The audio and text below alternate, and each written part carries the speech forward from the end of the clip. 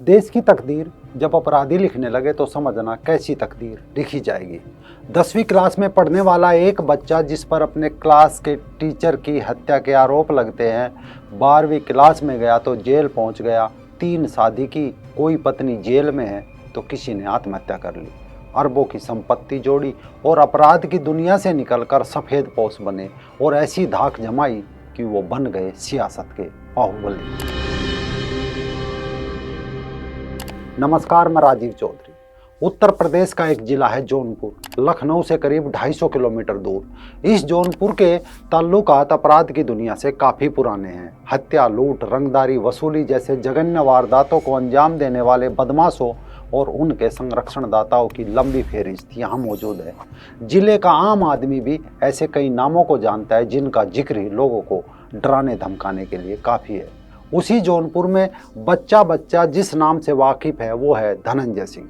उत्तर प्रदेश की दबंग राजनीति में अपना एक अलग रुतबा रखने वाले धनंजय सिंह का जन्म बेशक जौनपुर में ना हुआ हो, लेकिन 1990 के बाद धनंजय का रिश्ता यहाँ ऐसा जुड़ा कि कभी काले कारोबार में तो कभी नेताजी के रूप में उनका नाम जौनपुर का पर्यायवाची बन गया। अब पहली बार वो कानूनी शिकंजे में फंसा है। एक सरकारी अधिकारी के अपहरण के मामले में उस पर कार्रवाई हो गई। सलाखों के पीछे वह जाता रहा है, लेकिन इस बार बतौर सजायाफ्ता तो वो जेल की सीखचों के पीछे कैद हुआ है। 7 साल की सजा हुई है, लेकिन जुर्माना सिर्फ 50,000 रुपये का लगा है। सवाल बना, आखिर कौन है धनंजय सिंह, जिसे कभी उत्तर प्रदेश पुलिस ने एनकाउंटर में मार गिराया था, लेकिन 4 महीने बाद जिंदा सामने आए और बाहुबली बने, जिस पर 43 मुकदमे दर्ज थे, लेकिन आज सिर्फ 10 मुकदमे लंबित है। और ये पहला मामला है जब धनंजय सिंह को सजा सुनाई गई है। किस्से को समझिए, कैसे अपराध और राजनीति का गठजोड़ होता है, कैसे मामूली से गुंडे बाहुबली बनते हैं, ना केवल बाहुबली बनते हैं बल्कि फिर राजनीति की दुनिया में कदम रखते हैं और विधायक से लेकर सांसद तक बनकर आम जनता को, आम मतदाता को भयमुक्त समाज का सपना भी बेचते हैं। साल था 1975। कोलकाता में एक बच्चे का जन्म हुआ, पर परिवार इसके बाद कोलकाता से यूपी के जौनपुर आ गया। ये परिवार था धनंजय सिंह का और उस बच्चे का नाम था धनंजय सिंह। धनंजय सिंह जौनपुर में ही पढ़ाई कर रहे थे। करीब 15 साल की उम्र थी। स्कूल में उनके एक टीचर की हत्या हो गई। महर्षि विद्या मंदिर स्कूल के एक टीचर गोविंद उनियाल की हत्या में जब 10वीं क्लास के एक छात्र का नाम आया तो पूरे जौनपुर में सनसनी फैल गई। ये नाम भी धनंजय सिंह का ही था। हालांकि पुलिस इस मामले में सबूत नहीं जुटा पाई। कहते हैं इसी हत्याकांड के बाद धनंजय सिंह पर आपराधिक मामलों से जुड़े आरोप लगने शुरू हो गए। इस घटना के 2 साल बाद 1992 में जौनपुर के तिलकधारी सिंह इंटर कॉलेज से बोर्ड की परीक्षा दे रहे धनंजय सिंह पर एक युवक की हत्या का आरोप लगा। बताया जाता है कि परीक्षा के 3 पेपर धनंजय सिंह ने पुलिस कस्टडी में दिए। ये मात्र 2 घटनाएं नहीं है, बल्कि ये तो बस शुरुआत थी धनंजय सिंह के जौनपुर के डॉन बनने की। लखनऊ यूनिवर्सिटी पहुंचने के बाद तो धनंजय सिंह की दबंगई ऐसी बढ़ी कि जौनपुर में लोग उनके नाम से भी घबराने लगे।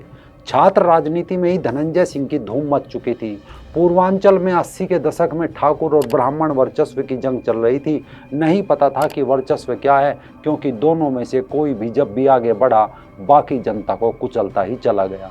जिद और घमंड की कहानियां थी, गुरूर और गुस्से के किस्से थे।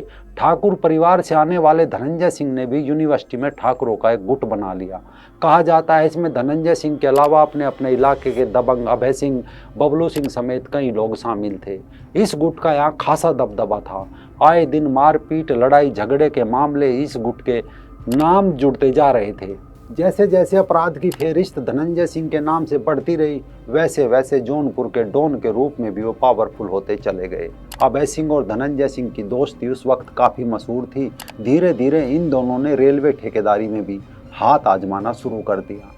कहा जाता है कि माफियाओं के लिए रेलवे का ठेका उस समय आमदनी का बड़ा जरिया होता था। रेलवे में स्क्रैप की नीलामी होती थी। कबाड़ में अंदाजा नहीं होता था क्या क्या माल है। रेलवे वाले अंदाजे से कीमत तय करते थे और उस पर बोली लगती थी। माफिया उस बोली को मैनेज करवाते थे और उसके बदले जीटी यानी गुंडा टैक्स लेते थे। उस वक्त रेलवे ठेकेदारी में पूर्वांचल के माफिया अजीत सिंह का बड़ा नाम था। वो नहीं चाहता था कि कोई और रेलवे ठेकेदारी में किस्मत आजमाए, लेकिन धनंजय सिंह और अभय सिंह की दोस्ती ने अजीत सिंह को भी पीछे धकेल दिया।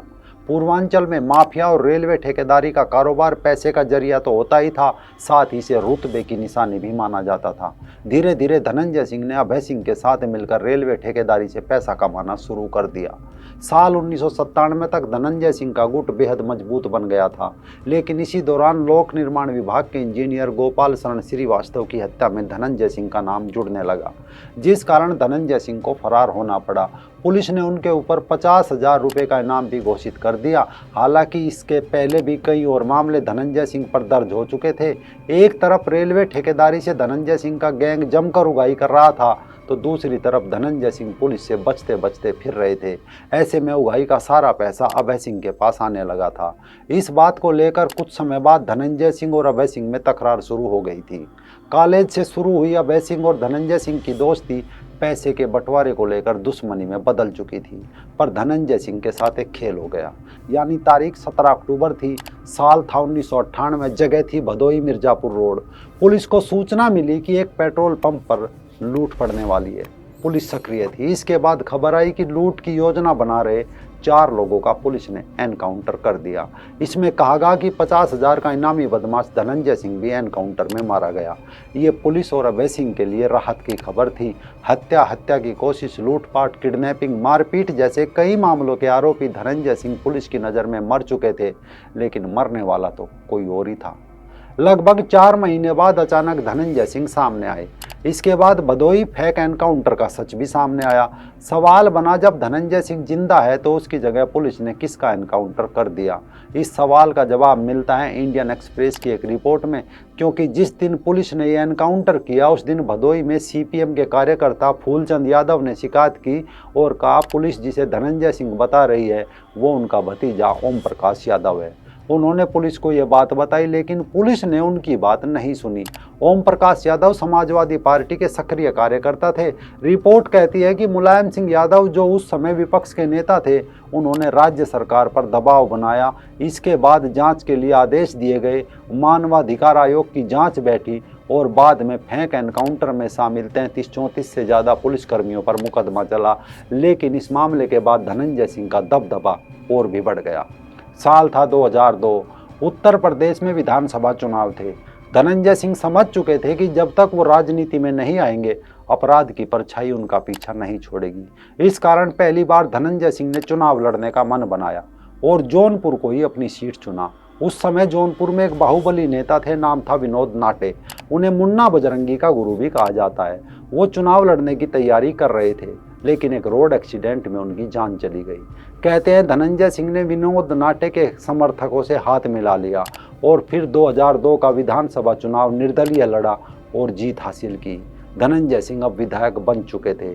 जो पुलिस उनका एनकाउंटर करने को बेताब थी, वही पुलिस नेताजी की सुरक्षा में लग गई थी। लेकिन विधायक बनने के चंद महीनों बाद ही उनके पुराने दोस्त अभय सिंह से उनका सामना हुआ। अभय सिंह जो अब उनका दुश्मन था। ये बात 5 अक्टूबर 2002 की है।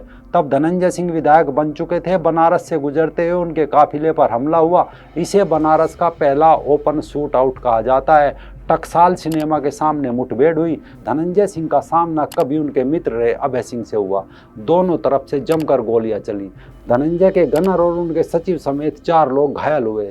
धनंजय ने अभय सिंह के खिलाफ एफआईआर भी दर्ज कराई थी। इसके बाद अगला चुनाव नीतीश कुमार की पार्टी जनता दल यूनाइटेड के टिकट पर लड़ा, फिर जीत गए। लेकिन 1 साल बाद ही उन्होंने मायावती की पार्टी बहुजन समाज पार्टी का दामन थाम लिया। साल 2009 के लोकसभा चुनाव में मायावती ने उन्हें टिकट दे दिया। धनंजय सिंह जीते और पहली बार सांसद बने। लेकिन 2 साल में ही मायावती ने धनंजय को पार्टी से निकाल दिया, ये कहते हुए कि वो पार्टी विरोधी गतिविधियों में लिप्त थे। इसके बाद तो मानो धनंजय सिंह की किस्मत रूठ गई। उन्होंने 2014 का लोकसभा चुनाव लड़ा, लेकिन हार गए। फिर 2017 का विधानसभा चुनाव लड़ा, उसमें भी हार गए। लेकिन किस्सा सिर्फ इतना नहीं है। इस बीच धनंजय सिंह ने 3 शादियां भी की। पहली पत्नी की मौत शादी के 9 महीने बाद ही संदिग्ध हालत में हो गई थी। इंडियन एक्सप्रेस की रिपोर्ट के अनुसार मीनू सिंह पटना जिले की रहने वाली थी। धनंजय सिंह के लखनऊ स्थित गोमती नगर वाले घर में उनकी लाश मिली थी। इसके बाद धनंजय ने डॉक्टर जागृति सिंह से दूसरी शादी की। जागृति सिंह हाउस हेल्पर की हत्या के आरोप में नवंबर 2013 में गिरफ्तार हुई। इस मामले में धनंजय सिंह पर सबूत मिटाने के आरोप लगे। बाद में दोनों का तलाक हो गया। धनंजय सिंह ने साल 2017 में तीसरी शादी दक्षिण भारत के बड़े कारोबारी परिवार की लड़की श्री कला रेड्डी से पेरिस में की। इन सब के बावजूद कमाल देखिए, साल 2018 तक कई सालों से धनंजय सिंह को वाई श्रेणी की सुरक्षा मिली हुई थी। इसके खिलाफ कोर्ट ने याचिका दायर की। याचिका में कहा गया कि पूर्व सांसद धनंजय सिंह पर हत्या के 7 मामलों सहित कुल 24 मुकदमे चल रहे हैं। वाई श्रेणी की सुरक्षा मिलने के बाद भी उनके खिलाफ 4 आपराधिक मामले दर्ज हुए हैं। ऐसे में आपराधिक प्रवृत्ति के व्यक्ति को ब्लैक कैट कमांडो वाली उच्च स्तरीय सुरक्षा मुहैया कराना गलत है। इसके बाद हाईकोर्ट ने कड़ी टिप्पणी की, कहा था कि आपराधिक प्रवृत्ति के नेता को इस स्तर की सुरक्षा कैसे मुहैया कराई जा रही है। इसके बाद उत्तर प्रदेश पुलिस ने धनंजय सिंह को दी गई वाई सिक्योरिटी हटा ली, लेकिन इसके बावजूद एक घटना घटी। दरअसल साल 2018 में बागपत जिला जेल में बंद मुन्ना बजरंगी की गोली मारकर हत्या कर दी गई। मुन्ना बजरंगी की पत्नी सीमा सिंह ने धनंजय सिंह और प्रदीप सिंह पर हत्या की साजिश का आरोप लगाया। इसके बाद 5 जनवरी 2021 को लखनऊ के विभूति खंड इलाके में 2 गुटों के बीच गैंगवार हुआ। इस दौरान मऊ के नेता अजीत सिंह की गोली मारकर हत्या कर दी गई। अजीत सिंह बाहुबली मुख्तार अंसारी का करीबी था। अजीत सिंह की हत्या में धनंजय सिंह का नाम सामने आया। इसके बाद लखनऊ पुलिस उनकी तलाश में जुट गई। 25,000 रुपये का इनाम घोषित किया। लखनऊ की कोर्ट से गैर जमानती वारंट भी जारी करवा लिया। मुठभेड़ में मारे गए शूटर गिरधारी ने पुलिस के सामने पहले ही बयान दिया था कि अजीत सिंह की हत्या का पूरा प्लान धनंजय सिंह का था। यानी इतने मामले, इतने केस, इसके बावजूद भी अब 2024 में धनंजय जौनपुर से चुनाव लड़ने की तैयारी कर रहे थे। पहले चर्चा थी कि वो जेडीयू के टिकट पर चुनाव मैदान में उतर सकते हैं, लेकिन नीतीश कुमार के एनडीए में लौटने से ये संभावना खत्म हो गई थी। बाद में बीजेपी ने कृपाशंकर को जौनपुर से टिकट दे दिया। हालांकि इसके बाद भी धनंजय ने चुनाव लड़ने का इरादा पक्का किया हुआ था। वो सोशल मीडिया पर काफ़ी उत्साहित लग रहे थे। बीजेपी के उम्मीदवारों की पहली लिस्ट की घोषणा होने के बाद धनंजय सिंह ने पोस्ट किया था, साथियों तैयार रहिए, लक्ष्य बस 1 लोकसभा जौनपुर। यानी धनंजय की समाजवादी पार्टी से चुनाव लड़ने की चर्चा चल ही रही थी कि इसी बीच उन्हें अपहरण मामले में दोषी करार दे दिया गया।